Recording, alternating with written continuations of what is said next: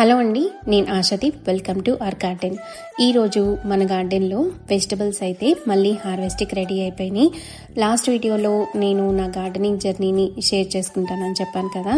So ఈరోజు harvest చేసుకుంటూ నా గార్డెనింగ్ జర్నీని ఎవరు ఇన్స్పైర్ చేశారు, ఎలా ఇన్స్పైర్ చేశారు అనేది షేర్ చేసుకుంటాను. నా గార్డెనింగ్ జర్నీలో చిక్కుడుకాయలు అయితే కీ రోల్ ప్లే చేశాయని చెప్పాను కదా.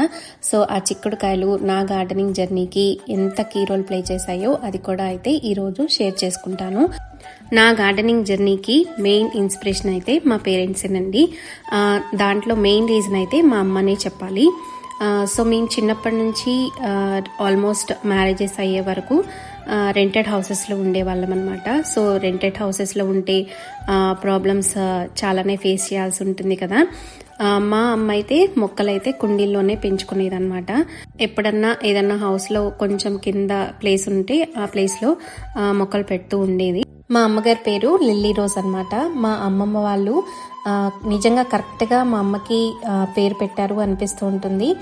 తన పేరులో ఉన్న 2 ఫ్లవర్స్ పరిమళం అయితే ఉంటుంది కదా, అలాగే మా అమ్మ చేత్తో ఏ ప్లాంట్ పెట్టినా అది అంతే డబల్ పరిమళంతో కాసేవి. అవి పూల మొక్కలైనా సరే లేకపోతే వెజిటబుల్స్ అయినా సరే అంతే రేంజ్లో కాసేవన్నమాట. మా డాడీ ఏమో కర్రలు కట్టడం లేకపోతే దడలు కట్టడం ఇంకా వాటర్ వేయడం ఇట్లా వాటిలో హెల్ప్ చేస్తూ ఉండేవాళ్ళు అనమాట. సో ఆ ఇంట్రెస్ట్ కానీ ఆ కష్టం కానీ అవన్నీ చూస్తూ అయితే మేము పెరిగాము. ఇంకా ఇంజనీరింగ్ నుంచి ఆల్మోస్ట్ మ్యారేజెస్ వరకు హాస్టల్ లైఫ్లోనే స్పెండ్ చేసామన్నమాట. తర్వాత మా అమ్మ వాళ్ళు ఇల్లు కట్టకముందు ఒక హౌస్లో రెంటెడ్కి అయితే ఉండేవాళ్ళు అనమాట. సో ఆ ఇంట్లో ఉన్నప్పుడు మా పెద్దన్నయ్యకి ఎంగేజ్మెంట్ అయింది. సో బెంగళూరు నుంచి మేము ఏలూరుకి వెళ్ళామన్నమాట ఆ ఎంగేజ్మెంట్కి. ఆ ఇంట్లో ఉన్నప్పుడు మా అమ్మ చిక్కుడుకాయ పాదు పెట్టిందనమాట. సో అది కింద నుంచి పైన డాబా పైకి వరకు పాకిందనమాట. ఫుల్ కాయలతో ఉందనమాట మేము వెళ్ళేటప్పటికి. మా అమ్మ ఇంకా చిక్కుడుకాయలన్నీ కోసి జస్ట్ సింపుల్గా చిక్కుడుకాయ ఫ్రై అయితే చేసి పెట్టిందనమాట. ఆ టేస్ట్ అయితే నేను ఇప్పటికి కూడా నేను అయితే మర్చిపోలేను. అంత టేస్ట్ అనిపించింది అనమాట అప్పుడు ఆ చిక్కుడుకాయలు.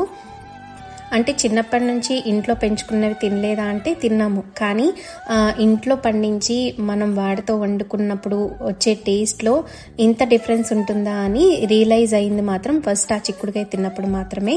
అంటే చిన్నప్పుడంతా తింటాం కానీ మనం అంత రియలైజ్ అవ్వము. వన్స్ మనకి కొంచెం ఏజ్ వచ్చాక మనకి ఆ రియలైజేషన్ వస్తుంది అనిపించింది నాకు. సో ఆ చిక్కుడుకాయ ఫ్రై తిన్నప్పుడు మాత్రం నాకు అది బాగా మైండ్లో ఫిక్స్ అయిపోయింది అనమాట. అంటే మనం ఇంట్లో పెంచుకొని మనం వండుకుంటే టేస్ట్ ఇంత బాగుంటుంది అని ఆ టేస్ట్ మాత్రం నాకు మైండ్లో అట్లా ఫిక్స్ అయిపోయింది అనమాట. ఇలా మా అమ్మ పెంచిన చిక్కుడుకాయలు నాకు గార్డెనింగ్ విలువ తెలిసేలాగా చేసాయన్నమాట. అంటే ఇంటి పంటలో ఇంత సంతోషం ఉంటుంది, ఇంత టేస్ట్ ఉంటుంది అని రియలైజ్ అయ్యేలాగా చేసాయన్నమాట. మా అమ్మ పండించిన చిక్కుడుకాయలు ఇలా నన్ను బాగా ఇన్స్పైర్ చేసి నా గార్డెనింగ్ జర్నీ వైపు అడుగులేసేలాగా చేశాయి. నా గార్డెనింగ్ జర్నీకి ఇంకో రీజన్ కూడా ఉంది. అదేంటంటే మా నాయనమ్మ వాళ్ళది నర్సాపురం, మా అమ్మమ్మ వాళ్ళది భీమవరం.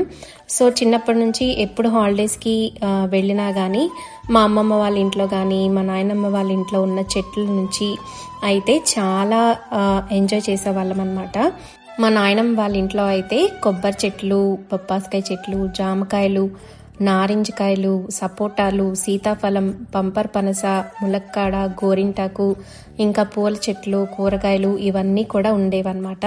ఇంకా మా అమ్మమ్మ వాళ్ళ ఇంట్లో అయితే కూరగాయలు, అరటి చెట్లు, ములక్కాడలు, జామకాయలు, నేరేడుకాయలు ఇట్లా చాలా రకాలే ఉండేవన్నమాట.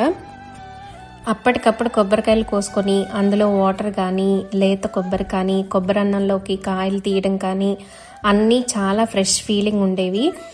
నారింజ, మామిడికాయలు, జాంకాయలు ఇవన్నీ కోసుకొని ఉప్పు కారం పెట్టుకొని తినడం, సీతాఫలం కానీ లేకపోతే సపోటా కానీ బియ్యం పెట్టలో పెట్టి అవి ఎప్పుడు మగ్గుతాయా అని వెయిట్ చేసి అవి తినడం, గోరింటాకు చెట్టు నుంచి కోసుకొని రోట్లో వేసి రుబ్బుకొని పెట్టుకోవడం, ఆ గోరింటాకు కలర్ కానీ స్మెల్ కానీ నాకైతే చాలా ప్రాణం అనమాట.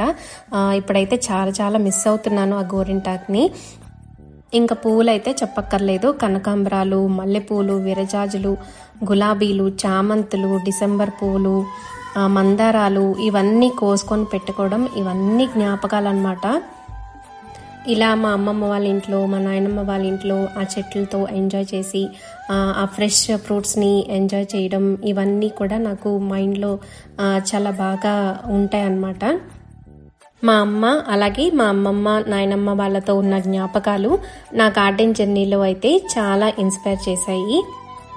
మా అమ్మ వాళ్ళు ఇల్లు కట్టుకున్నాక ఫ్రంట్ సైడ్ చిన్న గార్డెన్ లాగా మెయింటైన్ చేస్తూ ఉంటారు. ఇప్పటికీ కూడా ఎప్పుడన్నా కుదిరినప్పుడు మా అమ్మ గార్డెన్ని నేను షేర్ చేస్తాను. సో ఈ 2 రీజన్స్తో నేను చాలా ఇన్స్పైర్ అయ్యాను అనమాట. సో నేను ఇల్లు కట్టుకుంటే గార్డెన్లో వెజిటబుల్స్తో పాటు ఫ్రూట్స్ కూడా పెంచుకోవాలని నేను మ్యారేజ్ అవ్వకముందే నా మైండ్లో అయితే చాలా స్ట్రాంగ్గా ఫిక్స్ అయ్యాను అనమాట. నా రియల్ గార్డెనింగ్ జర్నీ అయితే మ్యారేజ్ అయ్యాకే స్టార్ట్ అయింది. సో నేను గార్డెనింగ్ జర్నీ ఎలా స్టార్ట్ చేశాను, నేను ఎలా అయితే మ్యారేజ్కి ముందు ఇల్లు కట్టుకుంటే నా గార్డెన్లో వెజిటబుల్స్ కానీ ఫ్రూట్స్ కానీ ఇవన్నీ ఉండాలని ఎలా ఆశపడ్డానో, ఆ ఆశ ఎప్పుడు తీరింది అనేది కూడా నేను నెక్స్ట్ వీడియోలో అయితే షేర్ చేస్తాను. ఈరోజు హార్వెస్ట్లో కొన్ని వంకాయలు, పెద్ద వంకాయలు అయితే 2 వచ్చాయి, కొన్ని క్యాప్సికమ్ అలాగే పచ్చిమిరపకాయలు, కొన్ని బెండకాయలు అయితే హార్వెస్ట్ చేసుకున్నాను. ఈ హార్వెస్ట్లో పీచెస్ కూడా అయితే హార్వెస్ట్ చేసుకున్నాను, కానీ అదైతే ఇందులో యాడ్ చేయట్లేదు. సో పీచెస్ హార్వెస్ట్ అయితే సెపరేట్గా వీడియో అప్లోడ్ చేస్తాను. నా గార్డెనింగ్ జర్నీకి ఇన్స్పైర్ చేసింది మా అమ్మ పెంచిన చిక్కుడుకాయలు, అలాగే మా అమ్మమ్మ నాయనమ్మ వాళ్ళ ఇంట్లో ఆ చెట్లతో ఉన్న జ్ఞాపకాలు నన్నైతే బాగా ఇన్స్పైర్ చేశాయి. మరి మీకు కూడా ఇలాంటి గార్డెనింగ్ ఇన్స్పిరేషన్ స్టోరీస్ ఉంటే షేర్ చేయండి. ఈ హార్వెస్ట్ కనుక నచ్చితే లైక్ చేసి షేర్ చేసి మీ ఫ్యామిలీస్ అండ్ ఫ్రెండ్స్కి ఫార్వర్డ్ చేయండి. మరిన్ని గార్డెనింగ్ ఇంట్రెస్టింగ్ వీడియోస్ కోసం మా ఛానల్ని తప్పకుండా సబ్స్క్రైబ్ చేసుకోండి. Thank you for watching.